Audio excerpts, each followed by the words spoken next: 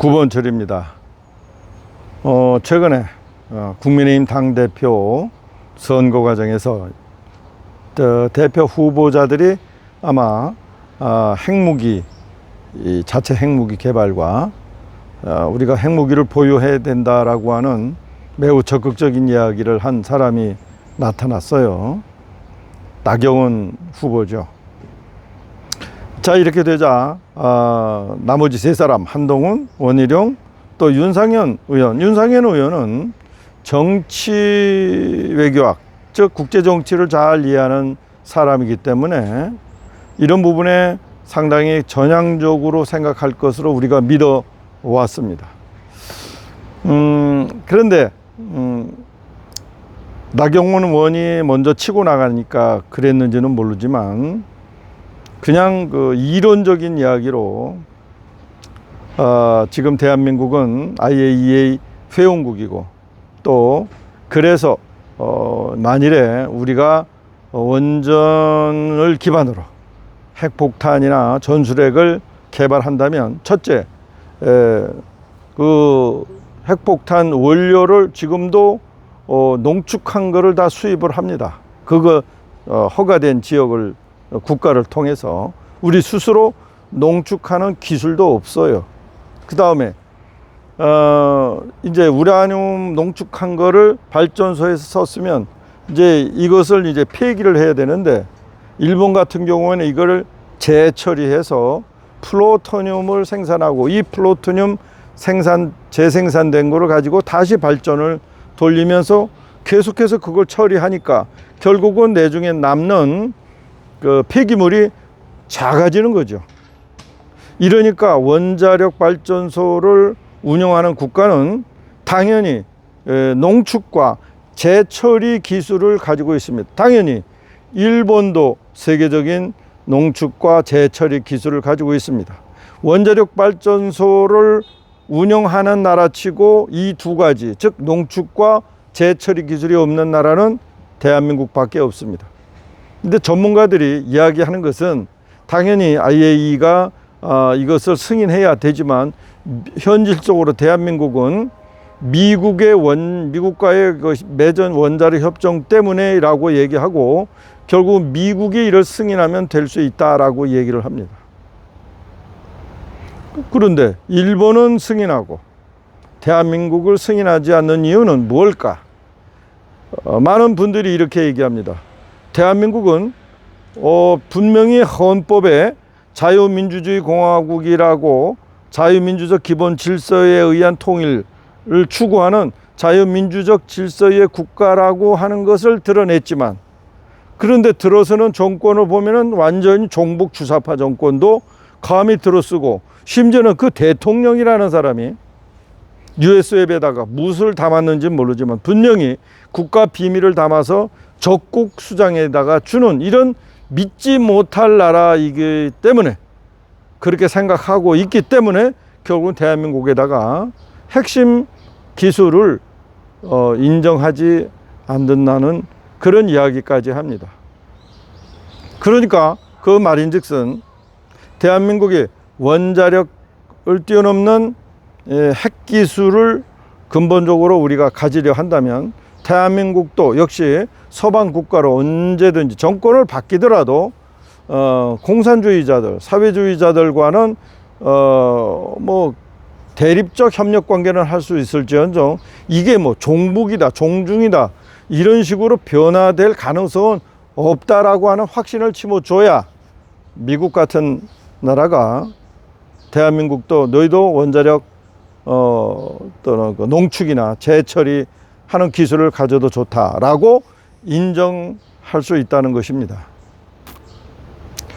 다시 말해서 이재명처럼 말이죠. 종중주의자, 종북주의자들이 만일에 정권을 잡으면 안 되는 그런 환경을 만들어야 한다는 것이죠. 말하자면 헌법재판소나 이런 데에서 그 사람의 사상적 검증이나 이런 걸 통해서 종북적 주장을 하거나 또는 적국은 핵무기를 보유하고 있는 걸 인정을 하고 대한민국은 핵무기를 보유하는 걸 부정하는 대한민국의 전형적인 좌파들, 이 진보 좌파들 이런 자들의 대표가 대통령이 되는 건 인정할 수는 안 된다는 것이 이 헌법재판소에서 나와줘야 한다는 것이죠. 자, 이런 이제 분위기 때문에 대한민국이 스스로 핵무기를 갖는 것 또는 개발하는 것에 많은 난관이 예상이 됩니다. 그렇지만 현실적으로 북한과 러시아의 군사 협력, 이것은 말이죠, 러시아의 침공을 받은 우크라이나가 서방제 무기로 재무장하는 것보다 훨씬 신속하게 또는 강력하게 재무장할 수 있는 것이 바로 북한 군대다 하고 우리가 볼 때에 러시아와 북한의 관계가 밀접해지는 건 결코 우리한테 유리한 환경이 아닐 수 있습니다. 그런데 그것은 우리의 현실이기 때문에 북한과 러시아가 군사적으로 긴밀하게 연결되고 또 밀착되면서 북한의 군대가, 배고픈 군대가, 정신력만 있는 군대가 만일에 러시아에 좀 허술한 무기라 할지라도 그 러시아의 현대화된 무기로 재무장을 한다면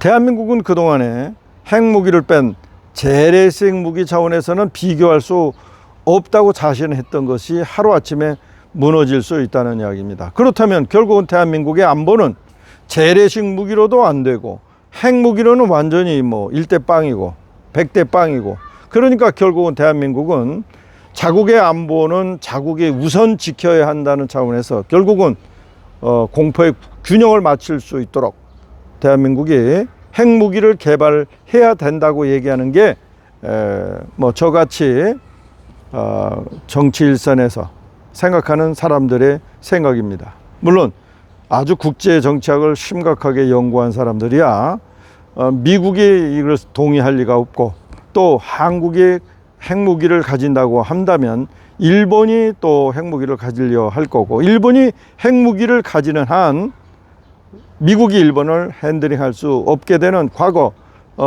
소위 말해서 청나라 말기, 조선의 말기 19세기 초까지 내려가는, 또 회귀하는 그런 환경이 될 수 있다라고 본다는 것입니다. 그러니까 미국도 일본의 핵무기 보유를 결코 허용하지 않을 거고, 그에 따라서 대한민국도 연쇄적으로 핵무기 보유를 허용하지 않을 거라는 이야기입니다. 그렇지만 미국 조야에서도 결국은 대한민국에서 전쟁이 일어나면 미군이 여기에 이제 더 이상 목숨을 걸고 피를 흘리지 않을 것이 분명하기 때문에 결국은 대한민국이 스스로 지켜야 하는 거고, 그 스스로 지키는 차원에서 공포의 균형을 이루려 한다면 대한민국도 역시 핵무기를 가져야 된다고 보는 것이 전문가들의 생각이, 의식이 있는 사람들의 생각입니다. 국제 환경이 어쨌든 우리 대한민국의 입장만 본다면 당연히 핵무기를 가져야 되는 것이죠. 그런 차원에서 그동안에 대한민국의 원자력 발전이 문재인 전 대통령에 의해서 아작이 난 이러한 환경을 되돌리고 대한민국을 원전 강국으로 만들고자 하여 시민단체를 결성했던 저와 우리 동지들, 원자력 살리기 국민행동을 이끌어온 우리 멤버들이 이제 또 다른 생각을 하기 시작했습니다. 대한민국에 있어서의 핵 관련된 문제는 단순히 핵무기만 해당되는 게 아닙니다. 첫째, 원자력 발전은 대한민국이 프랑스 수준 정도로까지 올라가야 됩니다. 프랑스가 원전 비중이 60%예요. 대한민국은 그보다 더 세게 올라가야 됩니다. 물론 그만한 원전을 설치할 땅이 있느냐, 과연 그것이 문제인데, 동해와 서해 또한 필요한 지역에, 예로 저기 영도 같은 데 지어 놓으면 수도권에 전송로를 굳이 더 복잡하게 깔지 않더라도 원활하게 공급할 수 있는 것입니다. 심지어는 용인 반도체 특구에 만일에 그것이 완성이 되면 10기가, 즉 원자력 발전소 1.2기가짜리 또는 1.4기가짜리 많게는 10개까지 설치해야 된다고 하는 것입니다. 윤석열 정부가 이 문제에 대하여 아무 생각이 없습니다. 정말로 아무 생각이 없습니다. 저렇게 아무 생각 없는 정권이, 아니 무슨 또 뭐가 또 씌웠는지 건드리지도 말아야 될 이 의대 정원, 이 문제를 건드려 가지고 지금 이 난리고 치고요. 지금 뭐 올해 내년에 졸업하는 간호사들 뭐 대부분이 취업을 못하는 거 안다는 거 아닙니까? 이 소위 말해서 대학병원과 고급 하이 클래스인 이 5대 병원 이런 데에 있어서는 당연히 이런 병원에서 임금이 높죠.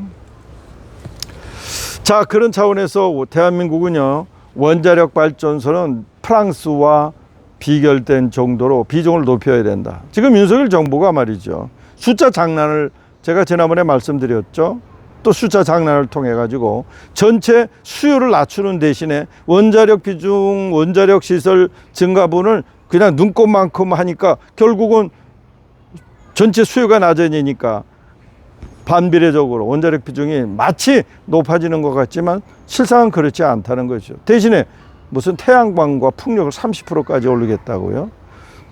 지금 30% 시설 측면에서 보면 태양광과 풍력이요 30%가 넘어요. 그런데 실질적으로 전력 수급 시장에 차지하는 비용은요 6 내지 7%밖에 안 됩니다. 이게요, 대한민국 같은 이런 완전히 그 해외에서 장거리에서 수입하는 이런 나라가 원자력을 죽인다? 이건 말도 안 되는 반역적인 행위입니다.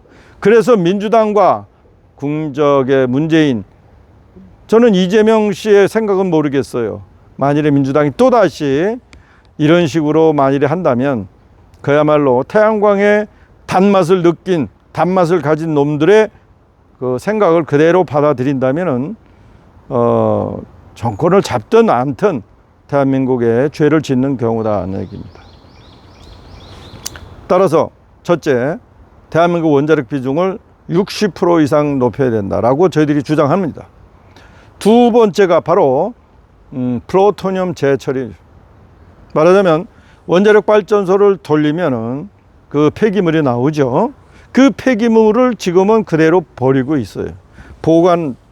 폐기 보관합니다. 그런데 일본 같은 경우는 이거를 재처리해서 플루토늄을 생산하고요, 플루토늄으로 다시 발전을 돌립니다. 물론 플루토늄으로 폭탄을 만들 수 있어요. 더 화력이 좋은, 폭발력이 좋은.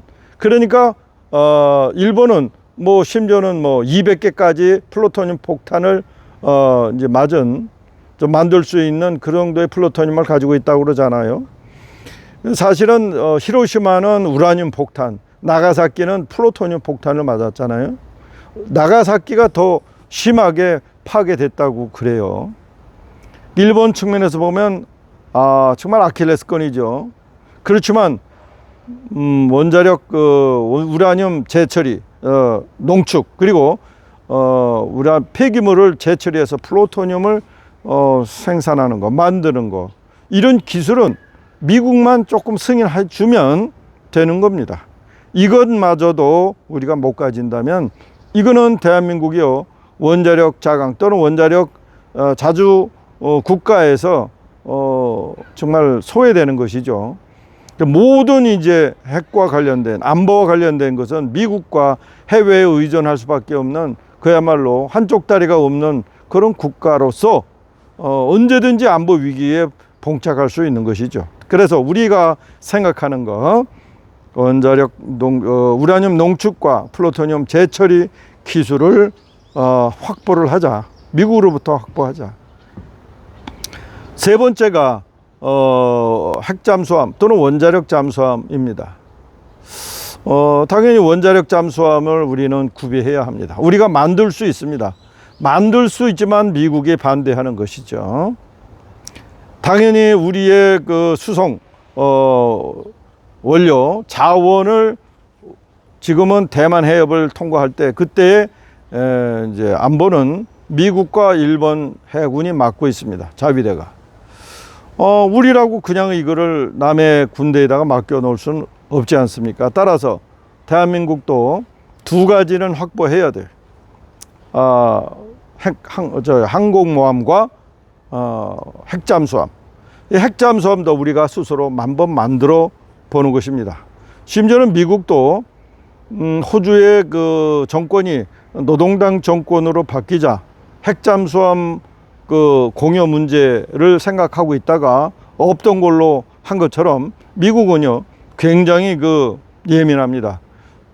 지금 호주에 들어선 노동당 정권이 친중 정권 아니에요?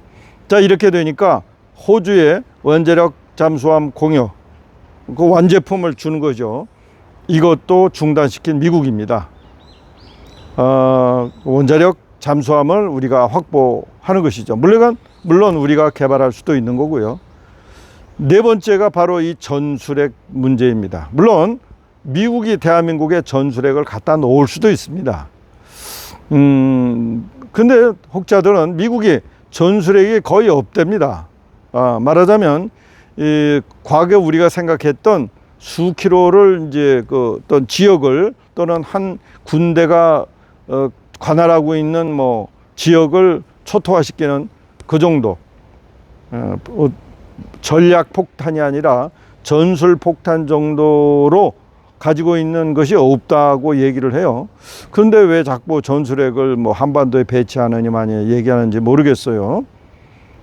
사실은 필요 없죠. 왜냐하면 전술핵의 보험가는 그런 폭발력이 큰 일반 폭탄들이 많이 나와 있기 때문이죠. 그런데 대한민국이 아직까지 그런 것을 개발한 능력은 되지 않고 중국이 북한이 러시아가 핵폭탄을 가지고 있기 때문에 대한민국 안보 유지 차원에서도 당연히 대한민국 스스로가 전술핵 폭탄은 개발하고 우리 스스로 보유해야 되지 않겠느냐. 이 네 가지 차원의 핵 전략을 그동안에 전문가들이 많이 이야기를 했어요.